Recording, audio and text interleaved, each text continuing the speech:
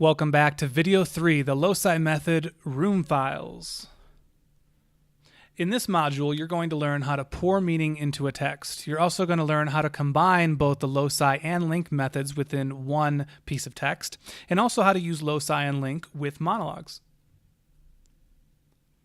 So what's next? What's next is I want you to print out 3 specific exercises. Exercises 8, exercises 9a, and exercises 11. Pay no attention to those numbers. They don't mean anything except for the sequence that I use in my classes actually at CSU. So don't worry that you're missing one or they're out of order. That's just the number of the documents that I have, and that's how they're saved. That's why they're those numbers, okay? And we're going to ramp it up. Now we've been working with objects and short phrases, and lists and things like that. We're going to pick up where we left off in the last video, but we're also then going to ramp it up. And by the end of this, you're going to have worked on a 25-line monologue. Okay.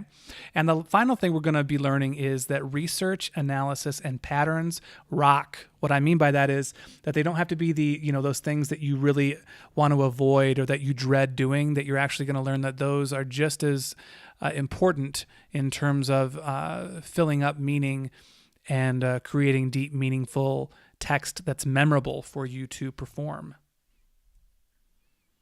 Okay, so again, those 3 exercises are going to be exercises 8, which is pouring meaning into the well, exercise 9a, combining loci and link, and exercise 11, monologue. Okay, let's look at exercise 8. If you haven't gotten it already, push pause, print it out, and have it in front of you so we can work on this, okay? So we're picking up from where we left off with that Iliad list, okay? So I want you to take a look at that list of 10 facts, right? So we're not looking at the full 25 item war list from an Iliad. We're just focusing on those first 10, okay? And what you see here is that, for example, these are just some quick facts about each war, right? These are some of the first wars of recorded civilization, okay? So a lot of us don't have, when we hear about modern day conflicts in Iraq or Afghanistan or the Balkans or Vietnam even, right? We might have a personal relationship or connection to those things, or even World War II, right? Or Korea. I don't know about you, but I don't have a personal connection to the conquest of Sumer, okay? But if you do know that it's in modern day Iraq, and one of the aspects of that war was that they made every citizen pay a tithe of grain, that gives you a window into that world, right? Or the conquest of Sargon, again, modern day Iraq, and the god Marduk killed its own people by famine, right? The Persian War in the famous land battle of Marathon in 490 BC. So just that alone, without even reading any more, if you know, the Persian War, that's the 3rd one on my list, and that was where the word and the term marathon came from, because in that battle, the Persians were defeated by the Athenians and the Palladians. News of the victory was delivered by a messenger who ran the 26 miles from Marathon to Athens and who died afterwards. This is the origin of the modern Olympic event of the marathon. So not only have you created an image, not only have you placed the text, not only have you connected them, right? But now you have something tangible based off of research to garner and create more meaning, right? That's why I call it pouring meaning into the well. We're adding more and more layers, more and more depth of our understanding of each thing, right? More and more meaning. So what I want you to do is I want you to absorb and soak in each fact. Look through all 10 of these, okay?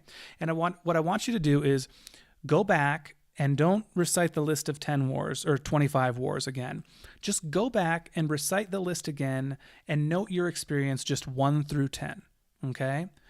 And what you're going to find, what I find in my own work and with my students, is that they find that they're able to start creating a more personal and connected relationship to the text. It's not only just a list of facts, for example, right? It's not just this list of words that really doesn't mean anything, but you've created an image so you can spit it out. It starts to have meaning. It starts to give you something to really connect to on an emotional level, potentially, right?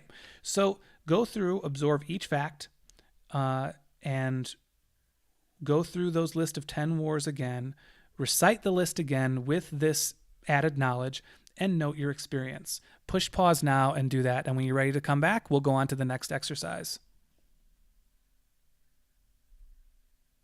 Okay, so we're going to move on to exercise 9A, but before we do, I'm curious how it went for you. I'm hoping that that short exercise of pouring meaning into the well was helpful to not only allow you to connect more to those wars that maybe you didn't have necessarily an interest in before, but to also show you how research and how that kind of preparatory information can also be a huge aid to you in creating meaningful connections with a text that might be really dense or really obscure or just flat out not very meaningful in the moment. Okay, so we're going to move on to exercise 9A. Okay, and now don't worry, we're not going to go back to the city files for no reason. We're going back because you're going to use your room files again in the next exercise, and I don't want to have you clearing and then adding and then clearing and adding again. So in the interest of efficiency, we're going to go back to our city files. Okay, so if you don't have those in front of you, get those in front of you. If you need to push pause, and then we'll come right back. Okay, so for this exercise, you're going to use your city files to memorize the following list. And now this is the first time we're combining loci and link. Okay, and so what I mean by that is you're going to look at this list and you're going to see a list of 10, right? A vertical list of 10, but there's multiple items on the list. That first bolded item or object, okay, that's what you're going to use loci for. Okay, so for your city files, whatever that first city file is, you're going to connect it with shoes. Whatever the second is, you're going to connect with cars. The third location, troubleshoot. The fourth location, ceiling fan, right? So it's as if it's the same exercise as you did previously with city files, except you're going to then link those following items on a chain off of what you loci'd, for lack of a better word. So you're going to connect shoes with your first city file with loci, but then you're going to connect shoes to tennis balls to roadrunner, roadrunner to snake. So you have 4 items really on that one location. Does that make sense? So in effect, you're hooking shoes to that location and then hanging tennis balls, roadrunner, and snake off of shoes. Then you go to cars, connect cars with your second location, then hang pizza to cars, raccoon to pizza, fingernails to raccoon. Does that make sense? Okay. So create those images that you need first, okay, and then give this a try. And push pause, give yourself a moment to do that, or many moments. It'll take you a second to do that, okay?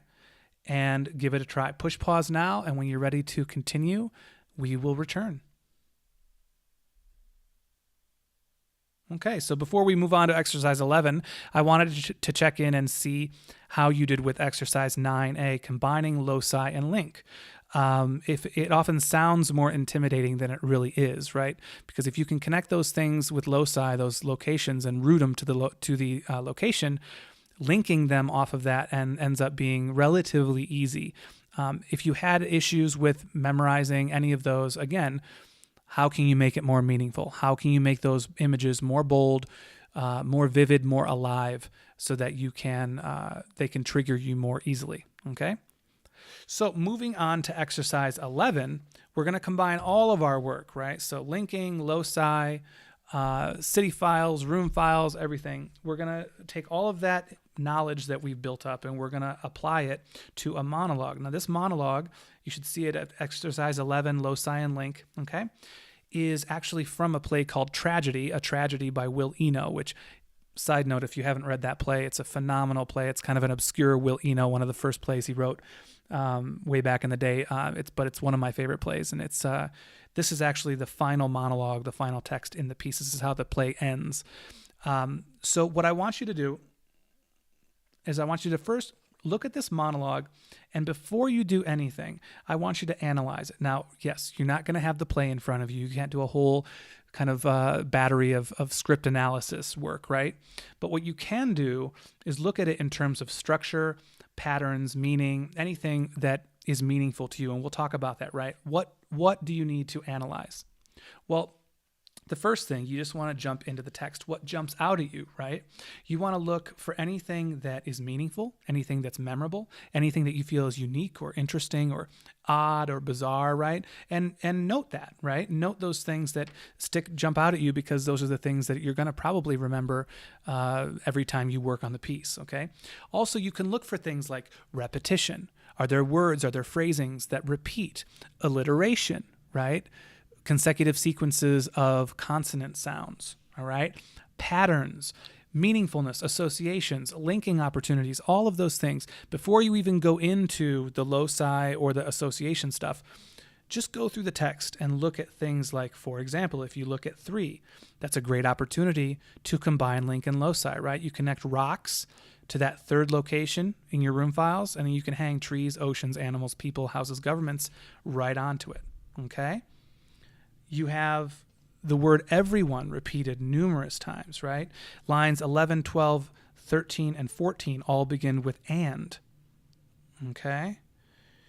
You have good night, sweet dreams repeated, okay? So there's lots of those things in there, and I want to give you a moment to go through and just notate any of those things and try to absorb and sink those in from a structural and a meaning standpoint, okay? So push pause now and do that. And when you're ready, we can come on back and continue work on this monologue. Okay, so when we're integrating the analysis, right, you've gone through, you've analyzed this text, and again, just side note again, sometimes you don't even get the whole play, right? This could be a side for an audition, okay? So this is another thing that you can do to really help yourself, right? So you soak up that analysis and go back to the text. What I want you to do before we dive into the next part is I want you to repeat all of those things out loud. Everyone is repeated. I can link this in, I can link in loci in line number 3. Good night, sweet dreams is repeated, blah, blah, blah, right? All of those things. It might sound like I'm asking you to be a crazy person. Trust me, if you say it out loud, you heard me say this before, saying it out loud is the only way you give yourself that feedback, okay? So repeat it out loud, absorb all that stuff, and note your experience. Okay, so now we're going to integrate your analysis, the loci, and link. Okay, so what I want you to do, and this is going to be a little more complicated, right, is I want you to connect similar to what you did in exercise 9A. You're combining loci and link, you're pouring meaning into that well, what you did with the city files, and all of those things. What you're going to do now, even with the list of wars, right, what you're going to do now is you're going to connect that first sentence that starts, if I ever ask for a story at night, you're going to connect that first sentence with your first location in your room.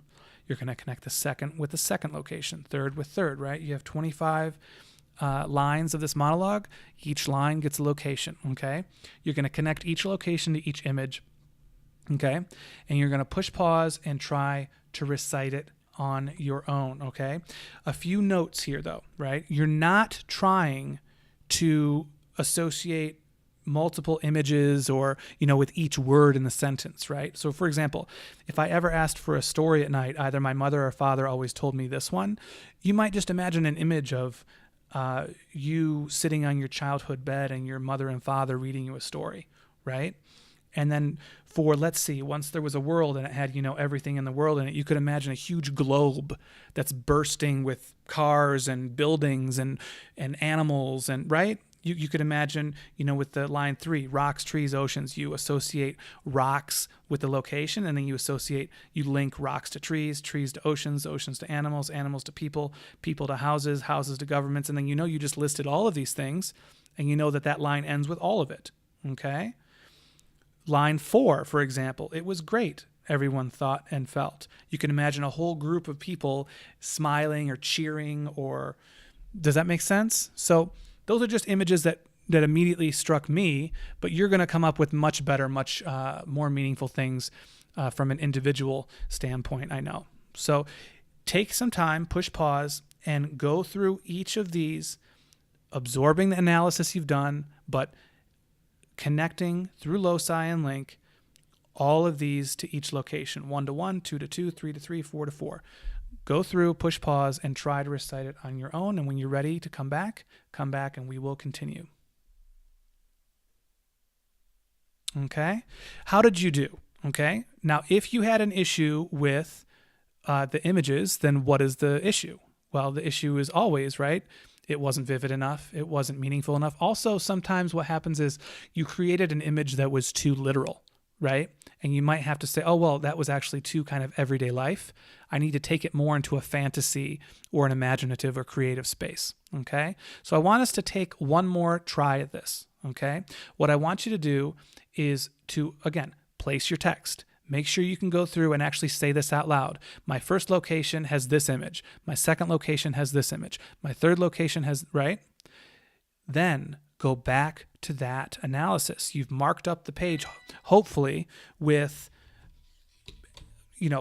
patterns and structure and meaning and things that were memorable for you, that stuck out, that were going to help you frame the piece or provide meaning. So I want you to go back to that analysis, right?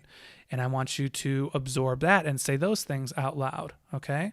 And I want you to integrate both, right? Integrate the analysis, integrate the loci work, and really focus on going through the text out loud, saying it out loud. And when you realize, similar to the list of wars, you might realize that you have the main idea, but that one word is tripping you up. Or you have the main idea, but you always forget the first phrase or the first word. Well, similar to a legend, you can start composing, right? You can add things to the beginning or end of that. You can, if you keep, forgetting that, oh my God, this sentence begins with but, and I keep forgetting the but, or I say and instead of but. Well, put a but in there. Add a big ass to the image, and you probably won't forget that's how it starts.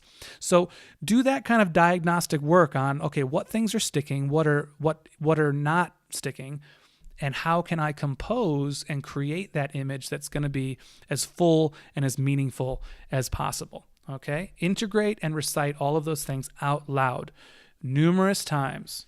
Okay? And then I want you to push pause and give it another try. Okay? So push pause, give it another try, and then come back when you're ready.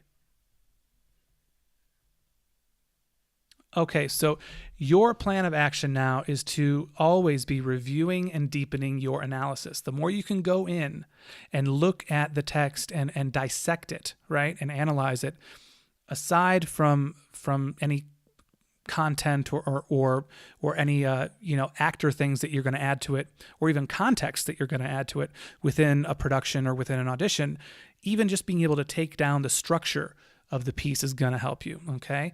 Repetition, repetition, repetition, right? But it's not the kind of repetition where you're in your house pacing back and forth for 2 hours trying to throw this stuff into your head. It's conscious. You can actually flash on images. You can say things out loud like, this location is here and this is connected here, that you're going to really be able to give yourself that feedback and confirm that you've learned it properly, okay? So leave any questions or comments in the Facebook group, as always. And now we can get ready for Module 4, which is situational acting. Can't wait to see you there.